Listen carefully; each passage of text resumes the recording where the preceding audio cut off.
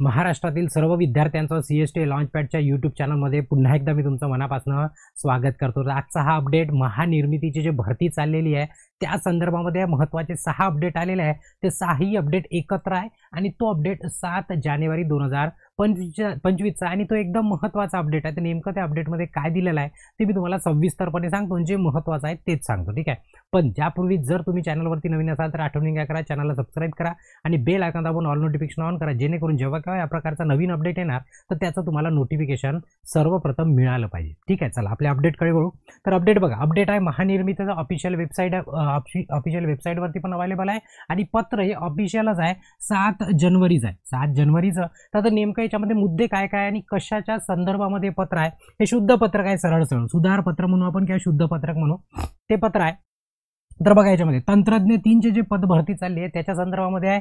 ते कशामध्ये, कमाल वयोमर्यादेमध्ये फरक पाडलेला आहे, शैक्षणिक आहारतामध्ये फरक केलेला आहे, नेमकं कोणते कोणते पॉईंट आहे, आणि अंतिम दिनांक 31 जानेवारी 2025 केली। आणि तुम्हाला याच्याही पूर्वी सांगितलं होतं की 10 तारखेपर्यंत तारीख वाढवली होती, म्हणजे 10 जानेवारीपर्यंत। जेव्हा मी तो अपडेट दिला होता तेव्हा तुम्हाला हेही सांगितलं होतं की हे लोक डोक्यावर पडलेले आहे, तर हे काय करतील, पुन्हा तुम्हाला एकदा तारीख वाढवून देतील। आणि आखरी त्यांनी तेच केलं, पुन्हा तुम्हाला तारीख वाढवून दिली, कधीपर्यंत, 31 जानेवारीपर्यंत। म्हणजे 10 तारीख होती, पहिले 26 तारीख ते गेली, मग पुन्हा 10 जानेवारी आली, त्याच्यानंतर पुन्हा आता 31 जानेवारी तुमची काय शेवटची तारीख आहे असं लिहिलं आहे। मग त्याच्या संदर्भामध्ये पुन्हा एक टप्पे वाईज जे महत्त्वाचं आहे ते सांगतो। बघा सर्वात पहिलं, हा सर्वात पहिला अपडेट आहे, सर्वात महत्त्वाचे सर्वच आहे, ऍक्च्युअली अपडेट आहे म्हणजे महत्त्वाचे आहे, ठीक आहे। बघा पहिल्या याच्यामध्ये काय लिहिलं आहे, जेवढं कामाचं आहे तेवढं सांगतो। बघा वयोमर्यादा 2 वर्षाची सूट देण्यात येत आहे। 2 वर्षाची सूट म्हणजे याच्यापूर्वी जेव्हा जागा निघल्या होत्या किंवा फॉर्म निघला होता त्याच्यामध्ये तुम्हाला 38 वर्ष सामान्यसाठी दिली होती, आता प्लस काय केलं, 2 वर्ष म्हणजे 40 वर्ष काय केलं, वयोमर्यादा वाढवून दिली। किती वर्षापर्यंत, 40 वर्षापर्यंत, म्हणजे 38 होती प्लस 2 केली। आता बाकीच्यांना वेगळी वेगळी, म्हणजे सामान्यसाठी होती किती होती, 38, त्याच्यामध्ये 2 वर्षाची पुन्हा सूट देण्यात आली, ठीक आहे। म्हणजे या उमेदवारांकरता कमाल वयोमर्यादा वाढवून दिली 2 वर्ष, ठीक आहे, चांगलं केलं, काही नाही। मग त्याच्यानंतर पुन्हा एक महत्त्वाचा पॉईंट होता विद्यार्थ्यांचा की जे आवश्यक प्रमाणपत्र आहे, कागदपत्र आहे, ते उपलब्ध करण्याची तारीख किंवा ते कधीपर्यंत मागवलं होतं, आपल्याला नोव्हेंबर महिन्यापर्यंतची डेट मागवली होती, त्याच्या पहिलेच चालत होतं, त्याच्यानंतरचं चालत नव्हतं। पण आता याच्यात काय झालं, प्रमाणपत्र कागदपत्रे उपलब्ध करण्याची संधी देण्याकरता पदांकरता अर्ज करण्याच्या अंतिम दिनांक 31/1/2025 पर्यंत वाढवण्यात येत आहे। म्हणजे तुमचे कागदपत्र, शैक्षणिक अर्ध्यात ते सर्व कधीपर्यंतच पाहिजे, आता ते पाहिजे आता 31/1/2025 पर्यंत, ठीक आहे, इथपर्यंत तुमची डेट पाहिजे होती। मग त्याच्यानंतर वरील सदर बाकीचं मग काय नाही, अर्ज करण्याकरता लिंक वगैरे सुरू करून दिली, ते आपण काही वाचू नये, महत्त्वाच्या गोष्टी वाचू, ठीक आहे, इथपर्यंत पटलं।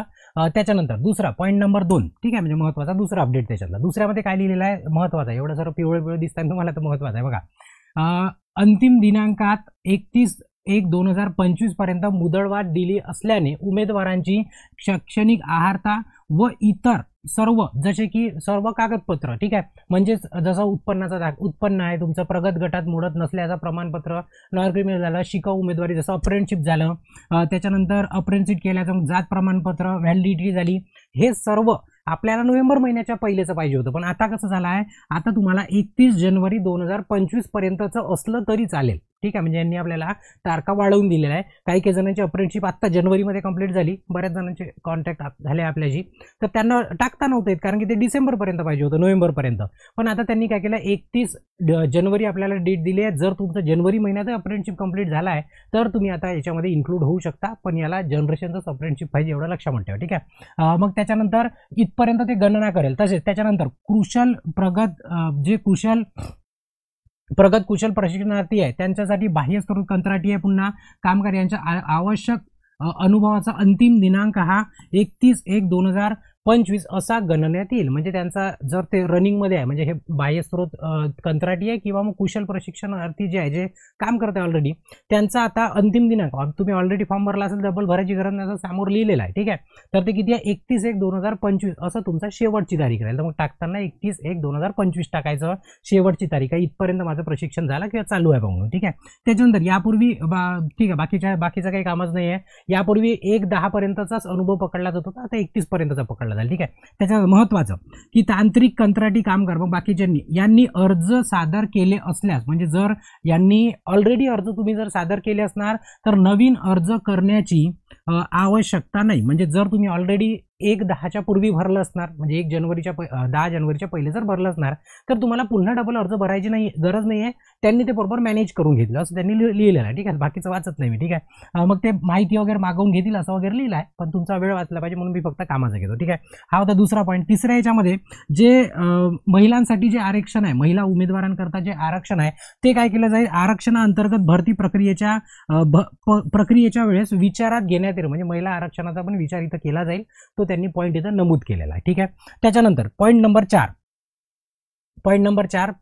म्हणजे चौथा अपडेट, चौथा बदल काय की महानिर्मिती कंपनीतील बघा प्रकल्पग्रस्त प्रगत कुशल प्रशिक्षणार्थी यांनी 50% जे आरक्षण तुम्हाला दिलेलं आहे त्याच्यामध्ये जर तुम्ही फॉर्म भरला असणार तर समोर बघा कोट्याअंतर्गत ऑनलाईन फॉर्म भरलेला आहे, तर अंतिम दिनांक 31/1/2025 असा करण्यात आला आहे. मग आता तुमची प्रगत कुशल कार्यक्रम तुमचा चाललेला आहे, तर मग तुम्ही पहिलेच फॉर्म भरला असणार, तर समोर बघा काय म्हणता 31/1/2025 असा नमूद करणे आवश्यक आहे. म्हणजे तुम्ही जे प्रशिक्षण करताय तर प्रशिक्षणाची अंतिम दिनांक तुम्ही जर रनिंगमध्ये आहे तर तुम्हाला 31/1/2025 टाकायचं आहे. पण जर तुम्ही का फॉर्म पहिलेच भरला असणार, समजा 10 तारखेला भरला किंवा 5 तारखेला भरला जानेवारीचा, तर तुम्ही ते 10 तारीख टाकली असणार, कारण मागच्या याच्यात काय सांगितलं अपडेटमध्ये की 10 तारीख असं टाकावा असं त्यांनी सांगितलं होतं. ठीक आहे, पण आता काय झाली ते 31 झाली. मग आता तुमच्या मनात प्रश्न पडाल सर आम्ही तर पहिलेच भरला, मग आता काय करायचं, ते समोर लिहिलेलं आहे. काय लिहिलेलं आहे बघा, जर का झालं इथपर्यंत अशी करा, मग यापूर्वी ऑनलाईन अर्ज सादर करणाऱ्या उमेदवारांना पुन्हा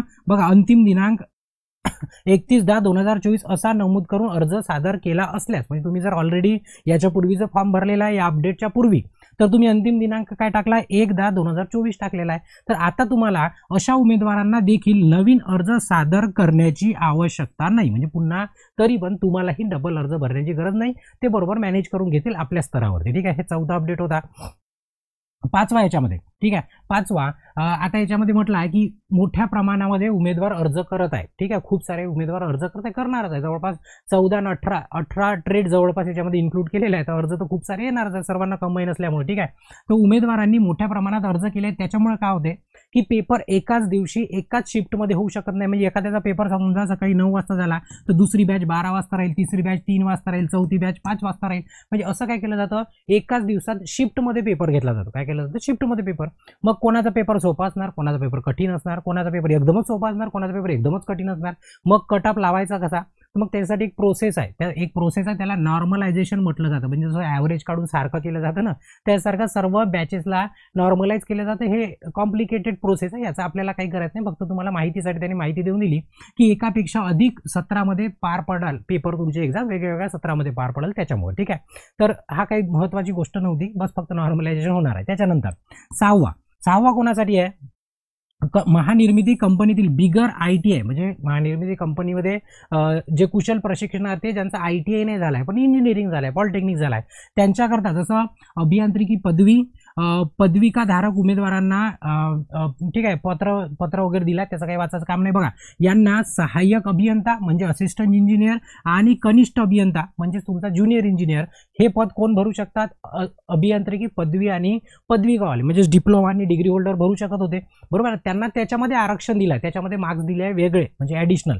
त्याच्यामध्ये अतिरिक्त गुण देण्यात येत असल्याने तुम्हाला तिथंच ऑलरेडी गुण देत आहे. तर ही भरती ITI वाल्यांची आहे. कोणाची ITI वाल्यांची आहे.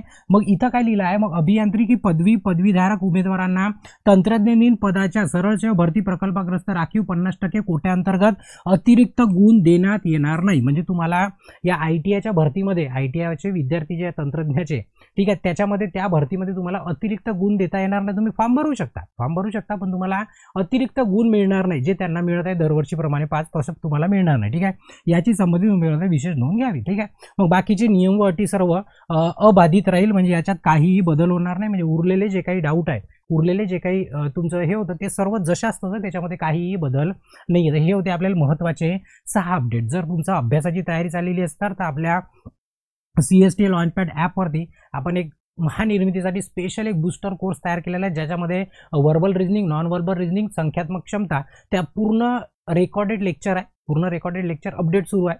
आणि त्याच्यामध्ये नोट्स राहील, तुम्हाला ईबुक राहील, सर्व प्रॅक्टिससाठी क्वेश्चन राहील, अनलिमिटेड टेस्ट राहील, फुल हे सर्व त्याच्यामध्ये फ्री राहील. तर पूर्ण डिटेल माहिती करता तुम्ही या नंबरवरती संपर्क करून बघू शकता किंवा ॲप डाउनलोड करून त्याच्यामध्ये इंट्रोडक्शन व्हिडिओ पण बघू शकता. ठीक आहे, तर हा अपडेट होता आपला कशाचा, महानिर्मिती भरतीचा, तोही 7 तारखेचा सर्वात महत्त्वाचा. ठीक आहे, तर अपडेट तुम्हाला जवळपास तुमच्या कामाचा तर असतोच अपडेट, कारण की अपडेट असतो, बरोबर आहे. तर इथे या अपडेटला मी थांबवतो आणि ब्रेक घेतो. बाकीच्या नंतर सेशनला काय करू, कंटिन्यू करू. आणि जर तुम्ही चॅनलला अजूनपर्यंत सबस्क्राईब नसेल केलं तर आठवणीने चॅनलला सबस्क्राईब करा आणि बेल आयकॉन दाबून ऑल नोटिफिकेशन पण ऑन करा. इथे या सेशनला थांबवतो आणि ब्रेक घेतो. धन्यवाद.